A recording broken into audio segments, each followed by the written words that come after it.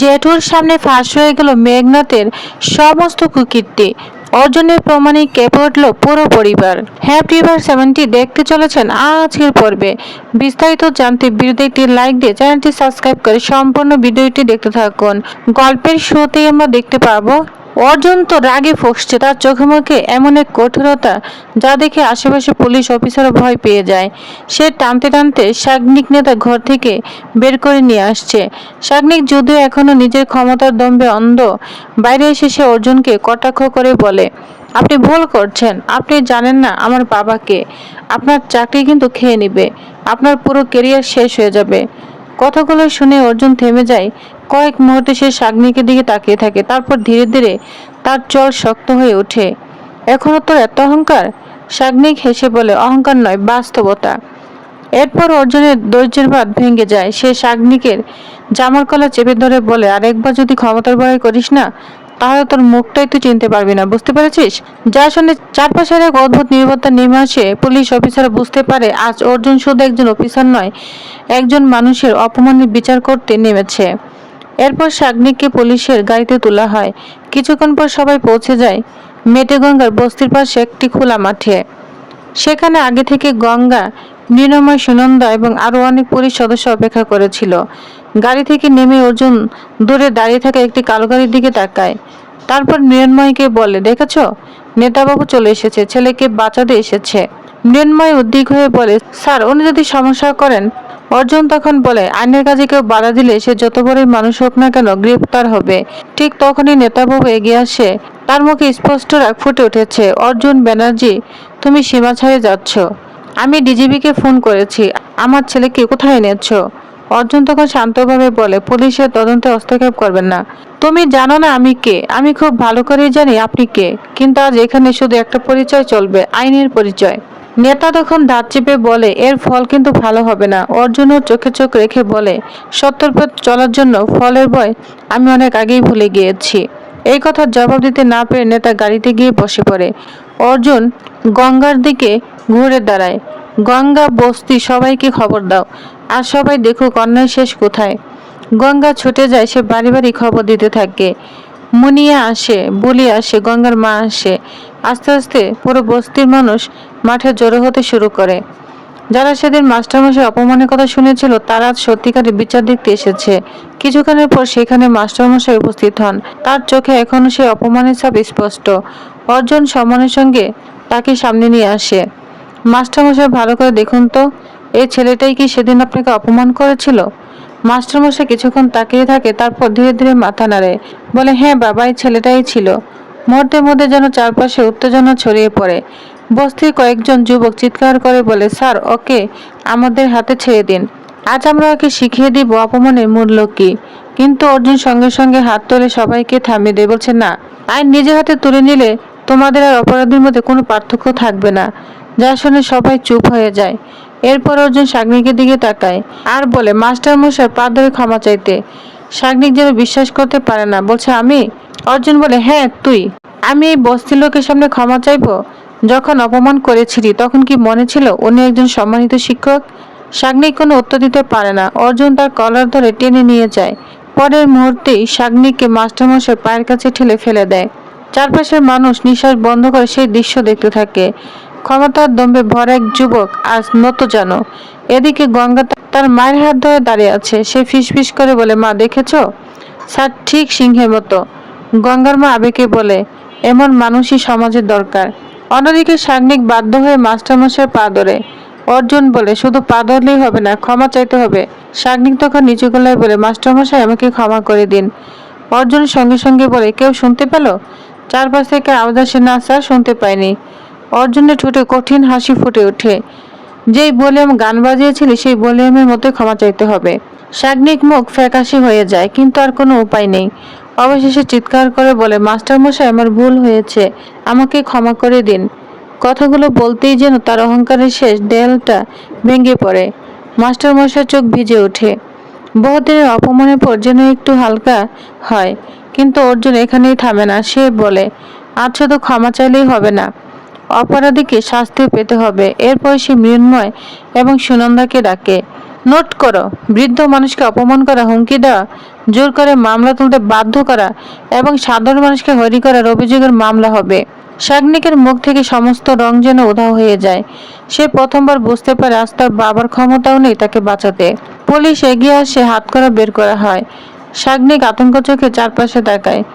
দূরে দাঁড়িয়ে থাকা তার বাবার মুখেও এবার উদ্বেগ স্পষ্ট। আর ঠিক সেই মুহূর্তে দূরে দাঁড়িয়ে সবকিছু দেখছিল মেঘনাদ। তার বুকের ভিতর অজানা ভয় জমতে শুরু করেছে, কারণ সে জানে সাগনিকের বিচার হলো অর্জুনের পরের লক্ষ্যে সে নিজেই পড়বে। এ কারণেই মেঘনাদের কপাল ঘামতে শুরু করে। সে বুঝতে পারে আজকের রাত তার জীবনের সবচেয়ে কঠিন রাত হতে চলেছে। সাগনিককে পুলিশ ধরে নিয়ে যায়। বস্তির মানুষের মুখে তখন স্বস্তির ছাপ। বহুদিন পর তারা দেখছে ক্ষমতাবানদের অন্যায়ের বিচার হতে পারে। কিন্তু একজন মানুষ তখন অস্থির হয়ে দাঁড়িয়েছিল। সে হলো মেঘনাদ। দূর থেকে অর্জুনের দিকে তাকিয়ে তার বুকের ভিতর কাঁপতে শুরু করে, কারণ সে জানতো সাগনিকের বিরুদ্ধে ব্যবস্থা নেওয়া হয়েছে ঠিকই, কিন্তু আসল জ্বর এখনো বাকি। অর্জুন তখন ধীরে ধীরে তার দিকে এগিয়ে আসে। তার চোখে ছিল কঠিন দৃঢ়তা। বলে, চল, বাড়ি চল। মেঘনাদ জোর করে স্বাভাবিক থাকার চেষ্টা করে। বলছে, কেন? আমি তো কিছু ভুল করিনি। অর্জুন তখন তীক্ষ্ণ দৃষ্টি তাকিয়ে বলে, সত্যি? তাহলে জেঠির সামনে দাঁড়িয়ে বলিস। এই কয়েকটা কথাই যেন মেঘনাদের বুকের ভিতর কাটার মতো বিঁধে যায়, কারণ সে জানতো জেঠুর সামনে মিথ্যে বলা এত সহজ নয়। কিছুক্ষণ পর সবাই বাড়িতে পৌঁছালো। বাড়ির পরিবেশ অস্বাভাবিক শান্ত। ড্রয়িং রুমে বসেছিল জেঠু, তার মুখে কঠোরতা স্পষ্ট। অর্জুন ভিতরে ঢুকে বলে, জেঠু, আজ যা হয়েছে সেটা তোমার জানা দরকার। তারপর শুরু থেকে শেষ পর্যন্ত পুরো ঘটনাই খুলে বলতে থাকে। মাস্টারমশাই অপমান, সাগনিকের দম্ভ, অভিযোগ চাপা দেওয়ার চেষ্টা, আর সেই সবকিছুর মাঝখানে মেঘনাদের ভূমিকা। সব শুনে জেঠুর মুখ ক্রমশ কঠিন হয়ে উঠতে থাকে। ঘরে উপস্থিত সবাই নিঃশব্দে দাঁড়িয়ে আছে। হঠাৎ করে জেঠু উঠে দাঁড়ায়। এরপর টস করে মেঘনাথের গালে চড় মারে। মেঘনাথ প্রায় পড়ে যাচ্ছিল। ঠিক তখনই লালি দৌড়ে এসে তাকে ধরে ফেলে। বলছে, জেঠু, তুমি দাদাকে কেন মারলে? লালির চোখে বিস্ময়। সে মেঘনাথের দিকে তাকিয়ে বলে, দাদা, কি হয়েছে? তুই কি করেছিস? মেঘনাথ সুযোগ বুঝে নাটক শুরু করে। বলছে, আমি কিছুই করিনি। গঙ্গা আর অর্জুন ব্যাপারটা এমনভাবে বলছে যেন সব দোষ আমার। তার কথা শেষ হতে অর্জুন গর্জে ওঠে, যথেষ্ট হয়েছে। ঘরে সবাই চমকে ওঠে। নিজের দোষ ঢাকার জন্য আর কত মিথ্যে বলবি? মেঘনাথের রাগ দেখে বলে, আমি কোনো অপরাধী নই। অর্জুন তখন বলে, একজন বৃদ্ধ শিক্ষককে অপমান করা হলো, থানার অভিযোগ এলো, তারপর তুই অপরাধীদের বাঁচানোর জন্য চেষ্টা করেছিস? এটাকে কি সত্যতা বলে? লালি হতভম্ব হয়ে যায়। সে কাপা গলায় বলে, দাদাভাই, পরিষ্কার করে বলতে আসলে কি হয়েছে? অর্জুন তখন সমস্ত কিছুই খুলে বলতে শুরু করে।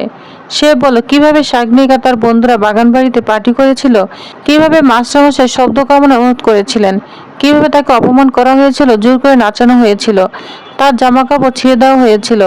কথাগুলো শুনতে শুনতে লালির চোখে জল চলে আসে। বলছে, দাদা, এসব সত্যি? মেঘনা তার উত্তর দিতে পারে না। অর্জুন আবার বলে, শুধু তাই নয়, অপরাধীদের থানায় আনার পরও তাদের ছেড়ে দেওয়া হয়েছিল। জেঠুর মুখ আরো কঠিন হয়ে ওঠে। এটা কি সত্যি মেঘনাথ? মেঘনাথের মাথা তখন নিচু করে বলে, উপর থেকে চাপ ছিল। তখন বলে, মিথ্যে। কিছুক্ষণ আগেই তো বলেছিলি মাস্টারমশাই নিজের ইচ্ছায় অভিযোগ তুলে নিয়েছে, এখন আবার বলছিস সবার উপর থেকে চাপ ছিল। যা শুনে ঘরের সবাই যেন নীরব হয়ে থাকে। মেঘনাথ কোনো উত্তর খুঁজে পায় না। ঠিক তখনই সামনে এগিয়ে আসে গঙ্গা। তার হাতে মোবাইল ফোন। বলে, জেঠু, আমার কাছে প্রমাণ আছে। ঘরের উপস্থিত সবাই অবাক হয়ে তাকিয়ে থাকে। গঙ্গার ফোনে স্ক্রিন অন করলো। একের পর এক ছবি দেখাতে শুরু করে। ছবিগুলোতে স্পষ্ট দেখা যাচ্ছে মেঘনাথ, সাগনিক এবং তার বাবার লোকজন একসঙ্গে বসে খাওয়া দাওয়া করছে আর হাসছে, গল্প করছে। কেউ যেন বিশ্বাসই করতে পারছে না। জেঠুর চোখ রাগে লাল হয়ে উঠে। বলছে, মেঘনাথ? তার বজ্রপাত কণ্ঠে পুরো ঘর কেঁপে ওঠে। এই ছবিগুলোর ব্যাখ্যা কি? মেঘনাথ ঠোঁট শুকিয়ে যায়। সে কোনো কথা বলতে পারে না। গঙ্গা এবার পুরো ঘটনাটাই খুলে বলে। সাগনিকে রাতে ছেড়ে দেওয়া হয়েছিল। তারপর সে আর তার বাবা মিলে মাস্টারমশাইকে ভয় দেখায়, কেস তুলে নিতে বাধ্য করে। অর্জুন বলে, শুধু তাই নয়, মেঘনাথ নিজেও মাস্টারমশাইয়ের বাড়িতে গিয়েছিল চাপ সৃষ্টি করতে। জেঠু যেন অবাক হয়ে যায়। মেঘনাথের দিকে তাকিয়ে থাকে। বলছে, তুই গিয়েছিলি? মেঘনাথ এবার ভেঙে পড়তে শুরু করে। তার চোখে মুখে ভয়ের ছাপ। কিন্তু এখন আর পালানোর কোনো পথ নেই। সব সত্য সামনে চলে এসেছে। কিছুক্ষণ নীরব থাকার পর জেঠু ধীরে ধীরে বলে, আমি জীবনে অনেক ভুল মানুষ দেখেছি, কিন্তু নিজের পরিবারের কে এমন করবে সেটা ভাবিনি। একজন পুলিশ অফিসার প্রথম পরিচয় সত্যতা, আর তুই সেই পরিচয়টা হারিয়ে ফেলেছিস। মেঘনাথ মাথা নিচু করে দাঁড়িয়ে থাকে। লালির চোখ বেয়ে জল পড়ে। গঙ্গা চুপচাপ দাঁড়িয়ে আছে। অর্জনের মুখে কঠোরতা থাকলেও তার চোখে হতাশার স্পষ্ট। কারণ মেঘনাদ শুধু একজন অফিসার নয়, এই পরিবারের একজন সদস্য। কিন্তু সত্যের সামনে সম্পর্ক কখনো কখনো ছোট হয়ে যায়। অবশেষে জেঠু তার জীবনের সবচেয়ে বড় সিদ্ধান্ত ঘোষণা করে। আজ থেকে মেঘনাদের সমস্ত কাজকর্মে তদন্ত হবে। প্রয়োজন হলে বিভাগীয় ব্যবস্থা নেওয়া হবে। আর যতদিন তদন্ত শেষ হচ্ছে ততদিন সে পরিবারের কোনো সিদ্ধান্তে অংশ নিতে পারবে না। ঘরের উপস্থিত সবাই স্তব্ধ হয়ে যায় কথা শুনে। মেঘনাদ যেন নিজের কানে বিশ্বাস করতে পারছে না। এক মুহূর্তে তার অহংকার, ক্ষমতা আর প্রভাব সবকিছু ভেঙে চুরমার হয়ে যায়। সে বুঝতে পারে মানুষ অনেককে ফাঁকি দিতে পারে, কিন্তু সত্যকে কখনো হারাতে পারে না।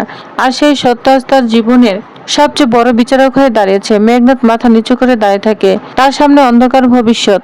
আর অন্যদিকে অর্জুন গঙ্গা মাস্টারমশাইয়ের জন্য শুরু হলো নির্বাচের নতুন অধ্যায়।